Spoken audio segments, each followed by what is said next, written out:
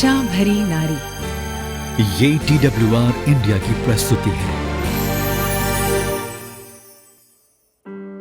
आशा भरी नारी के आज के कार्यक्रम में आपका स्वागत है। हमें खुशी है कि हम फिर से एक साथ हैं। आज हम अभाव की मानसिकता पर काबू पाने के विषय पर चर्चा करेंगे। भविष्य के बारे में चिंतित विचारों का अनुभव करना मानसिक और भावनात्मक रूप से थका देने वाला हो सकता है। चिंतित होना काफी आम बात है। कभी कभी इन चिंताओं पर काबू पाना असंभव लग सकता है कि आप वर्तमान पर ध्यान केंद्रित कर सके और भविष्य को देख सके। लेकिन बाइबल चिंता पर काबू पाने के बारे में बहुत कुछ कहती है। चाहे आपकी चिंता आर्थिक समस्याओं से जुड़ी हो, आपके कार्यस्थल पर आने वाली किसी परियोजना या हाल ही में किसी मित्र के साथ हुई बहस से संबंधित हो, परमेश्वर के पास आपके मन को परेशान करने वाली चिंता को दूर करने में मदद करने के लिए आशा और खुशी देने वाले शब्द और सलाह है। हो सकता है कि आप अपने जीवन में आने वाले किसी बड़े बदलाव से डर रहे हो। शायद आप अपने साथी के साथ कठिन बहस करने को लेकर चिंतित हैं। इन तनावपूर्ण क्षणों में बाइबल की शांति देने वाले पद यानी कि आयतें पढ़ने से आपको भविष्य के बारे में स्पष्टता के करीब पहुंचने में मदद मिल सकती है।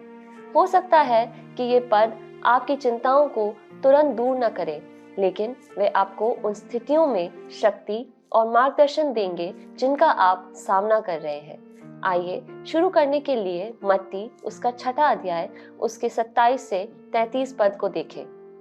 ग्रेस, क्या आप कृपया हमारे लिए इसको पढ़ेंगी? हाँ जरूर। तुम में से कौन है जो चिंता करके अपनी अवस्था में एक घड़ी भी बढ़ा सकता है? और वस्त्र के लिए क्यों चिंता करते हो? जंगली सोसनों पर ध्यान करो कि वे कैसे बढ़ते हैं। वे ना तो परिश्रम करते हैं और न काटते हैं। तो भी मैं तुमसे कहता हूँ कि सुलेमान भी अपनी सारी शोभा में उनमें से किसी के समान वस्त्र पहने हुए न था। इसलिए जब परमेश्वर मैदान की घास को, जो आज है और कल भाड़ में झोंकी जाएगी, ऐसा वस्त्र पहनाता है, तो हे अल्पविश्वासियों, तुमको वो क्यों ना पहनाएगा। इसलिए तुम चिंता करके ये ना कहना कि हम क्या खाएंगे या क्या पिएंगे या क्या पहनेंगे, क्योंकि अन्य जाति इन सब वस्तुओं की खोज में रहते हैं और तुम्हारा स्वर्गीय पिता जानता है कि तुम्हें ये सब वस्तुएं चाहिए। इसलिए पहले तुम उसके राज्य और धर्म की खोज करो, तो ये सब वस्तुएं तुम्हें मिल जाएंगी। ऐसा कहा गया है कि पवित्र शास्त्र में सबसे अधिक बार दोहराया जाने वाला वाक्यांश है डरो मत। 350 से अधिक बार इसका वर्णन भिन्न भिन्न रूपों में किया गया है। परमेश्वर ने यह बात गिदोन से तब कही जब उसे इज़राइल का नेतृत्व करने के लिए बुलाया गया था। परमेश्वर ने यह बात यिर्मयाह से तब कही जब उसे राष्ट्रों के लिए भविष्यद्वक्ता बनने के लिए बुलाया गया। मसीह ने अपने पुनरुत्थान के समय महिलाओं से ये कहा था। फिलिपियों 4 उसके 6 में इस प्रकार लिखा है, किसी भी बात की चिंता मत करो। यहाँ मत्ती 6:25 से 33 में मसीह अपने शिष्यों को आदेश देता है कि वे अपनी जरूरतों के बारे में चिंता न करें। वे क्या खाएंगे, क्या पिएंगे या क्या पहनेंगे। विश्वासियों को बाकी दुनिया की तरह धन जमा नहीं करना चाहिए, लेकिन उन्हें अपनी जरूरतों के बारे में चिंता से उदास नहीं होना चाहिए, क्योंकि परमेश्वर उनकी जरूरतों को पूरा करेंगे। तो आज हम अभाव की मानसिकता के बारे में चर्चा करने वाले हैं। जी हाँ, अभाव की मानसिकता की विशेषता यह विश्वास है कि किसी के पास संसाधन सीमित हैं या वो खुद को या दूसरों को देने में असमर्थ है। यह अस्वस्थ मानसिकता चिंता की अत्यंत तेज भावनाओं को जन्म दे सकती है, जो किसी के जीवन में महत्वपूर्ण समस्याएं पैदा कर सकती हैं। इस प्रकार की मानसिकता संसाधनों यानी कि उपयोग के लिए उपलब्ध सामग्री की कमी पर केंद्रित होती है, जिनका संरक्षण यानी कि बर्बाद होने से बचाना और उपयोग अत्यंत सावधानी से किया जाना चाहिए। इस प्रकार जिन लोगों की मानसिकता इस प्रकार की होती है, उनके पास जो कुछ भी होता है वे उस पर अत्यधिक अधिकार रखते हैं। बहनों, आइए हम अभाव की मानसिकता के लक्षणों के बारे में बात करें। अभाव की मानसिकता के कई लक्षण होते हैं। हम उनमें से कुछ का अध्ययन करेंगे और देखेंगे कि बाइबल उनके बारे में क्या कहती है। अभाव की मानसिकता का पहला संकेत पैसे खत्म होने का डर होता है। अभाव की मानसिकता वाले जो लोग होते हैं वो अक्सर अंतिम समय तक अपने बिलों का भुगतान करने का इंतजार करते रहते हैं, क्योंकि उन्हें पैसे खत्म हो जाने का डर होता है। वे आमतौर पर सोचते हैं कि घूमने फिरने के लिए पर्याप्त पैसे नहीं होंगे, और यदि वे अभी अपना पैसा खर्च कर देते हैं तो बाद में उनकी जरूरतों को पूरा करने के लिए उनके पास पर्याप्त धन नहीं होगा। पैसा हमारे जीवन में सबसे महत्वपूर्ण चीज नहीं है दोस्तों, लेकिन आपके जीवन का एक बहुत ही महत्वपूर्ण हिस्सा जो है वो पैसे कमाने, बचत करने, देने और खर्च करने के चारों तरफ ही घूमता रहता है। तो पैसे के साथ आपका रिश्ता कोई ऐसी चीज नहीं है जिसे आप या अनावश्यक कहकर टाल सकते हैं। पैसे का कोई जीवन नहीं होता है दोस्तों। ये अपने आप कार्य नहीं कर सकता है, ये अच्छे कार्य नहीं कर सकता है और ना ही ये अपराध कर सकता है। बुनियादी तौर पर ये ना तो अच्छा है और ना ही बुरा। पैसा केवल वही कर सकता है दोस्तों जो आप उससे करवाना चाहते हैं। आपने बिल्कुल ठीक कहा। पहला तिमुथियुस उसका 6वां अध्याय और 10वां पद कहता है, क्योंकि रुपए का लोभ सब प्रकार की बुराइयों की जड़ है, जिसे प्राप्त करने का प्रयत्न करते हुए कितनों ने विश्वास से भटक कर अपने आप को नाना प्रकार के दुखों से छलनी बना लिया है। बहनों, क्या आपने ध्यान दिया है कि ये पद वास्तव में क्या कहता है? ये कहता है कि पैसे का प्यार सभी प्रकार की बुराइयों की जड़ है। आपने बिल्कुल ठीक कहा। बाइबल पैसे के बारे में 9 सिद्धांत देती है। पहला, हर चीज का मालिक परमेश्वर है। दूसरा, पैसा एक साधन है। तीसरा, अपने पैसे से आराधना करें। चौथा, वह पैसा प्राप्त करें। पांचवा, संतुष्टि के लिए लड़ो। छठा, अपने दिल में लोभ को मार डालो। सातवां, कर्ज के प्रति सावधान रहें। आठवां, अपने पैसे का प्रबंधन करें। और नौवां, अधिक पैसा अधिक समस्याएं। बहनों, बाइबल में दशमांश, धन और संपत्ति पर 2000 से अधिक पद हैं, जो कि विश्वास और प्रार्थना की कुल संख्या से 2 गुना है। इसलिए बाइबल पैसे के बारे में क्या कहती है ये महत्वपूर्ण होना चाहिए। लेकिन चर्च पैसे के बारे में इतनी बात क्यों करता है? इसके 2 अच्छे कारण हैं कि चर्च पैसे के बारे में इतनी बार बात करता है। सबसे पहले, चर्च पैसे के बारे में बात करता है क्योंकि परमेश्वर पैसे के बारे में बात करते हैं। बाइबल में पैसे के बारे में दिए गए पदों के बारे में इन आंकड़ों पर गौर करें। पहला, यीशु के 38 में से 16 दृष्टांत धन और संपत्ति से संबंधित है। दूसरा, नए नियम में यीशु के लगभग 25% शब्द बाइबल के प्रबंधन से संबंधित है। तीसरा, सुसमाचारों में 10 में से 1 पद पैसे से संबंधित है। चौथा, जैसा कि हमने पहले भी कहा, बाइबल में दशमांश, धन और संपत्ति पर 2000 से अधिक पद है, जो कि विश्वास और प्रार्थना की कुल संख्या से 2 गुना है। दूसरा, पैसे के बारे में बाइबल के पदों का अक्सर उपयोग किया जाता है क्योंकि हमारे पैसे को संभालने के तरीके और हमारे विश्वास के बीच सीधा संबंध है। जब धन की बात आती है तो हम या अपनी धन की आराधना करेंगे। दोनों में बहुत बड़ा अंतर है। अभाव की मानसिकता वाले लोगों को ऐसा महसूस हो सकता है कि उनके पास आने वाले सभी अवसरों का लाभ उठाने के लिए दिन में पर्याप्त समय नहीं है।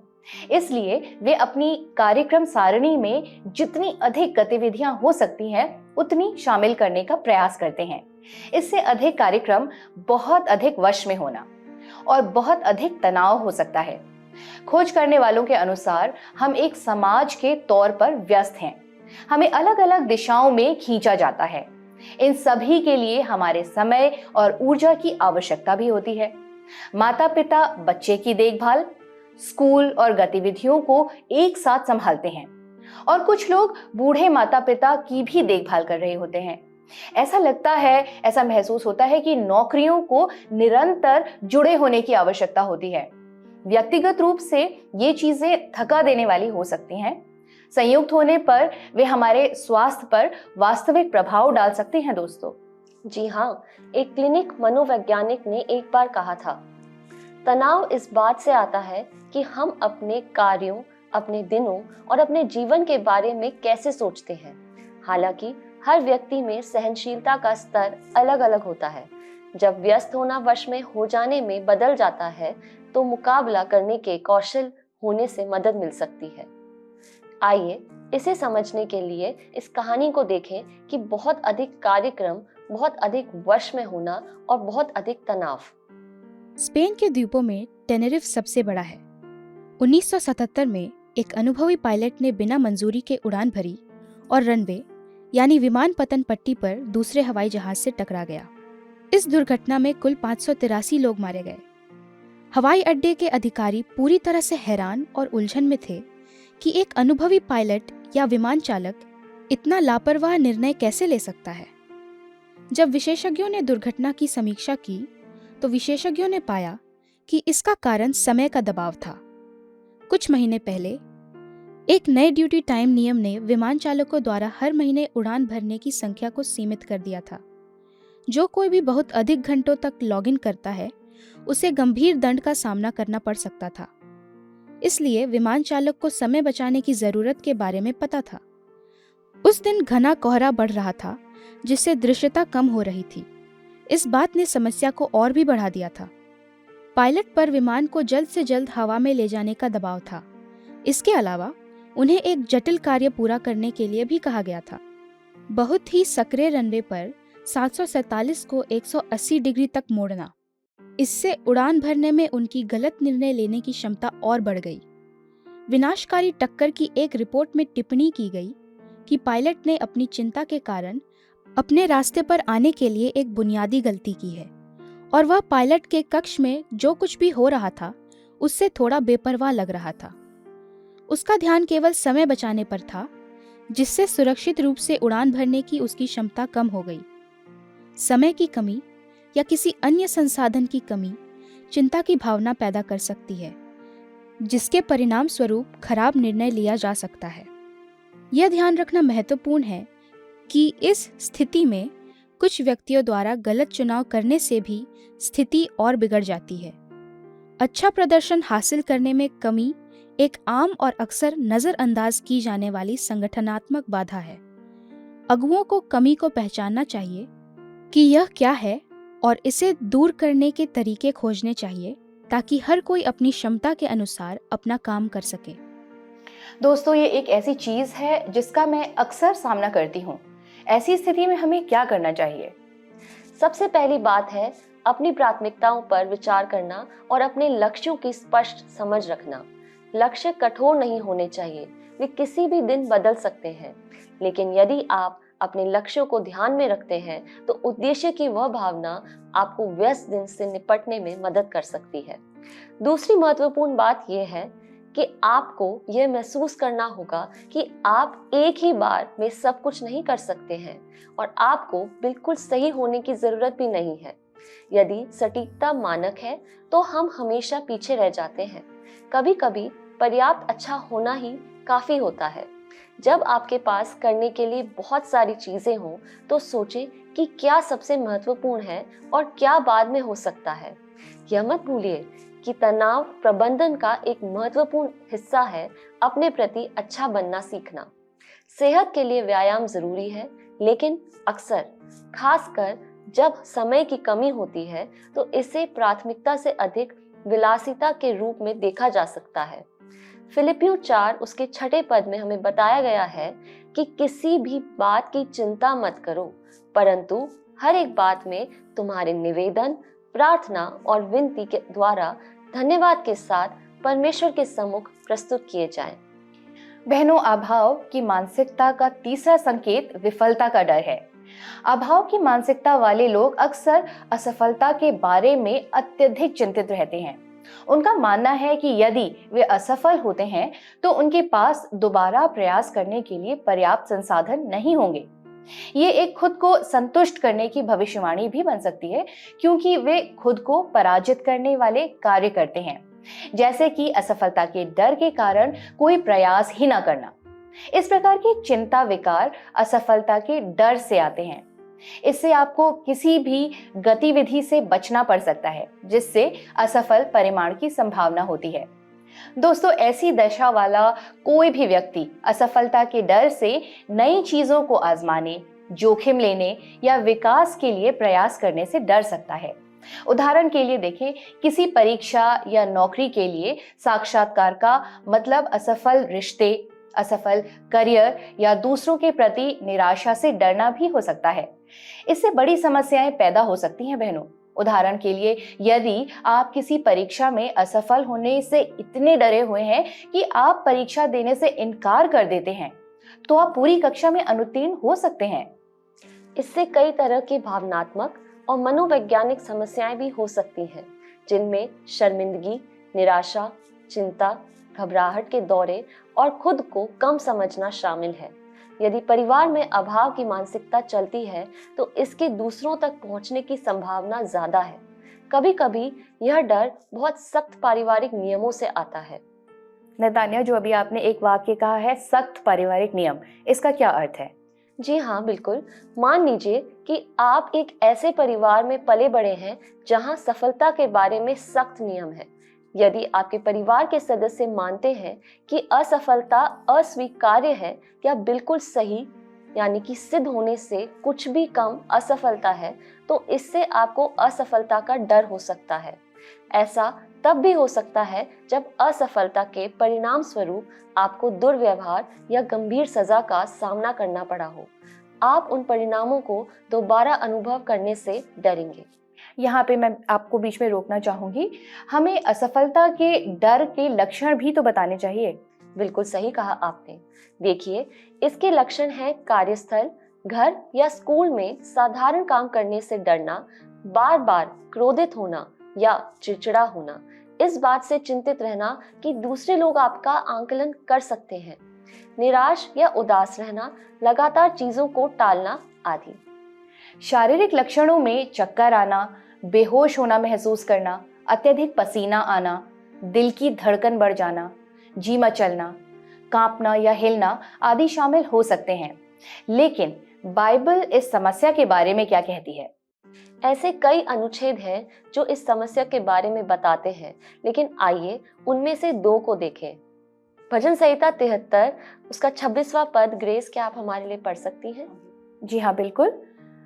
मेरे हृदय और मन दोनों तो हार गए हैं, परंतु परमेश्वर सर्वदा के लिए मेरा भाग और मेरे हृदय की चट्टान बना है।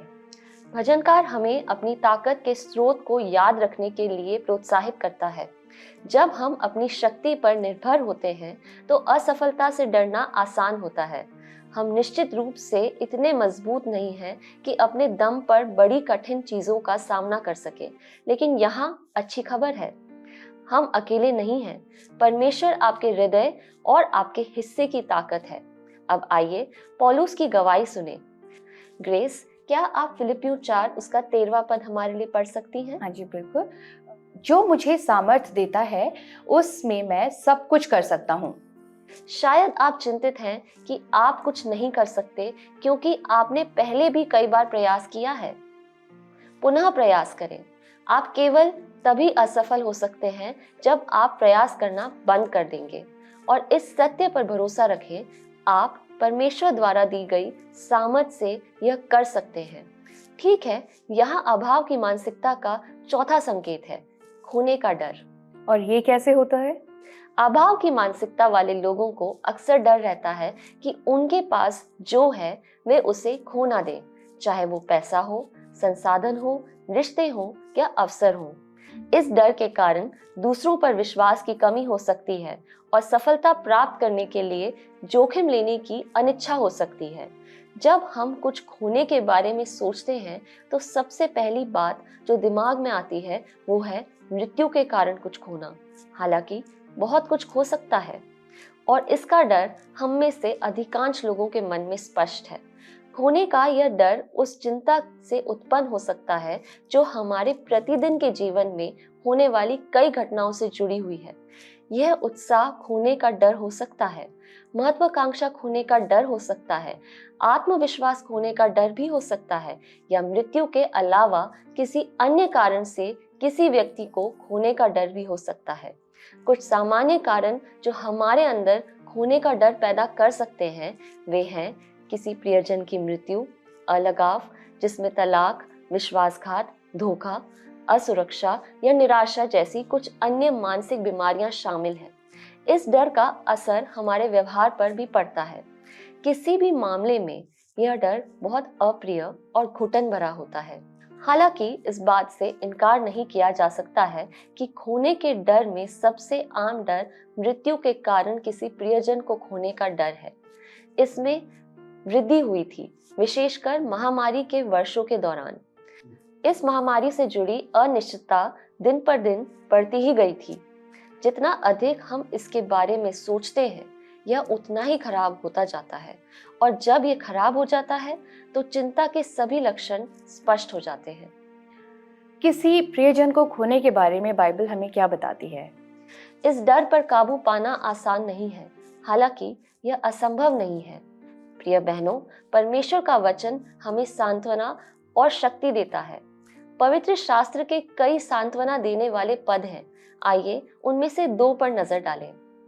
ग्रेस, कृपया पहला कुरिन्थियों उसके 15वें अध्याय के 42 से 44 पद को पढ़ें। मुर्दों का जी उठना भी ऐसा ही है। शरीर नाशमान दशा में बोया जाता है और अविनाशी रूप से जी उठता है। वो अनादर के साथ बोया जाता है और तेज के साथ जी उठता है। निर्बलता के साथ बोया जाता है और सामर्थ के साथ जी उठता है। स्वाभाविक देह बोई जाती है और आत्मिक देह जी उठती है। जबकि स्वाभाविक देह है तो आत्मिक देह भी है। जी हाँ, हमारा भौतिक शरीर नाशवान है, हमारा पुनर्जीवित शरीर अविनाशी होगा। नाशवान होने का मतलब है कि हमारे शरीर बूढ़े हो जाते हैं, नष्ट हो जाते हैं, मर जाते हैं, खराब हो जाते हैं और मिट्टी में मिल जाते हैं। लेकिन हमारे स्वर्गीय शरीर मौलिक रूप से भिन्न होंगे। वो शरीर अविनाशी होगा, कभी बूढ़ा नहीं होगा, कभी खराब नहीं होगा, कभी नहीं मरेगा, कभी क्षय नहीं होगा और कभी मिट्टी में नहीं मिलेगा। ग्रेस, अब आप हमारे लिए 2 कुरिन्थियों उसका 5वां अध्याय का 8वां पद पढ़ें। मैं कहता हूँ, हम आश्वस्त हैं, जो शरीर से अलग होकर प्रभु के साथ रहना और भी उत्तम समझते हैं। जी हाँ, यह प्रेरित पौलुस की ओर से एक करुणात्मक क्षण है। वह अपनी गहरी इच्छाओं के प्रति ईमानदार है। वह अपने नश्वर, बोझ से दबे, कराहते, मरते हुए शरीर के बजाय प्रभु के साथ रहना पसंद करेगा। इस अध्याय में पहली बार वह मसीह के साथ अपने भविष्य शाश्वत शरीर में होने का वर्णन घर पर होने के रूप में करता है।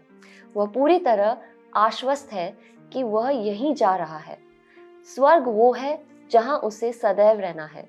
वही विश्वास उसे हिम्मत देता है। यह जानना कि उसका शाश्वत भाग्य सुरक्षित है, उसे इस जीवन में आगे बढ़ते रहने की निडरता देता है। अब आप हमें अभाव की मानसिकता के 5वें लक्षण के बारे में बताइए ग्रेस। हाँ बिल्कुल, अभाव की मानसिकता का 5वां लक्षण पूर्णतावाद यानी कि परिपूर्ण होना है। अभाव की मानसिकता वाले लोग अक्सर पूर्णतावादी होते हैं। उनका मानना होता है कि पूर्ण से कम कुछ भी अच्छा नहीं है। इससे चीजों को टालना और जोखिम लेने का डर पैदा हो सकता है। दोस्तों, पूर्णतावाद वाले लोगों के पास अपने और दूसरों को जांचने के लिए असंभव रूप से बहुत ही ऊंचे मापदंड होते हैं। वे सोचते हैं कि वे जो करते हैं वो कभी भी अच्छा नहीं होता है। कुछ लोग गलती से मान लेते हैं कि पूर्णतावाद एक अच्छा प्रेरक है, लेकिन ऐसा है नहीं। पूर्णतावाद आपको अपने जीवन से नाखुश महसूस करा सकता है। इससे निराशा, चिंता, भोजन संबंधी विकार और खुद का नुकसान हो सकता है। दोस्तों, ये आपको सफल होने का प्रयास करने से भी रोक सकता है। यहाँ तक कि हल्के मामले भी आपके जीवन की उत्तमता में बाधा डाल सकते हैं, जिससे आपके व्यक्तिगत रिश्ते, शिक्षा या काम प्रभावित हो सकते हैं। पूर्णतावाद युवाओं के साथ साथ वयस्कों को भी प्रभावित कर सकता है। दोस्तों, बच्चों और किशोरों को अक्सर अपने स्कूल के काम के साथ साथ खेल, क्लब, सामुदायिक सेवा और नौकरियों जैसी गतिविधियों में अत्यधिक उपलब्धि हासिल करने के लिए प्रेरित किया जाता है। इससे सफलता की धुन सी पैदा हो सकती है। अंततः इसे प्राप्त करने की क्षमता में बाधा डाल सकता है। आइए देखें कि बाइबल पूर्णतावाद के बारे में क्या कहती है। प्रेरित पौलुस हमें 2 कुरिन्थियों उसके 12वें अध्याय के 9 से 10 पद में बताता है, और उसने मुझसे कहा, मेरा अनुग्रह तेरे लिए बहुत है, क्योंकि मेरी सामर्थ निर्बलता में सिद्ध होती है। इसलिए मैं बड़े आनंद से अपनी निर्बलताओं पर घमंड करूंगा कि मसीह की सामर्थ मुझ पर छाया करती रहे। इस कारण मैं मसीह के लिए निर्बलताओं और निंदाओं में और दरिद्रता में और उपद्रवों में और संकटों में प्रसन्न हूँ, क्योंकि जब मैं निर्बल होता हूँ तभी बलवंत होता हूँ। बहनों, हम एक और प्रेरणादायक कार्यक्रम के अंत पर आ गए हैं। क्या आप अभाव की मानसिकता से पीड़ित हैं? क्या आप वर्तमान में असफलता के डर के उन लक्षणों का अनुभव कर रही हैं? हमारी इच्छा और प्रार्थना है कि ये कार्यक्रम आपको वो समाधान देखने में मदद करेगा जो परमेश्वर और उनके पवित्र वचन में पाया जाता है। आइए प्रार्थना करें।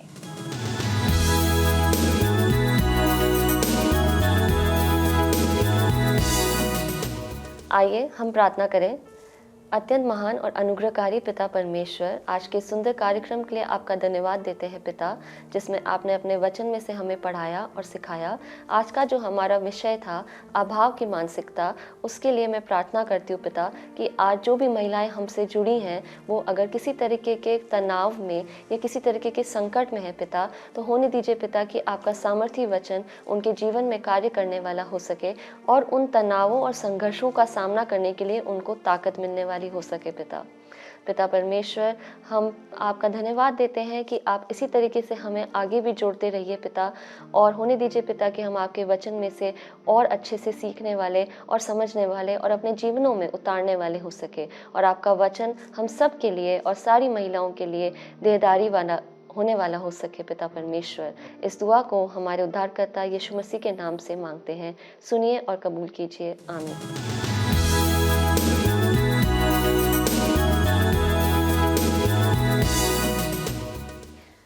तो बहनों, आज का कार्यक्रम अगर आपको पसंद आया है तो स्क्रीन पर दिए गए नंबर पर आप एक मिस्ड कॉल कर दीजिए। अगली बार फिर मिलेंगे, तब तक परमेश्वर आप सबको अपनी शक्ति और सामर्थ्य से परिपूर्ण कर सके ताकि आप अपनी कमजोरियों पर काबू पा सकें। तो इसी के साथ आज का कार्यक्रम समाप्त करते हैं। प्रभु आपको आशीष दे।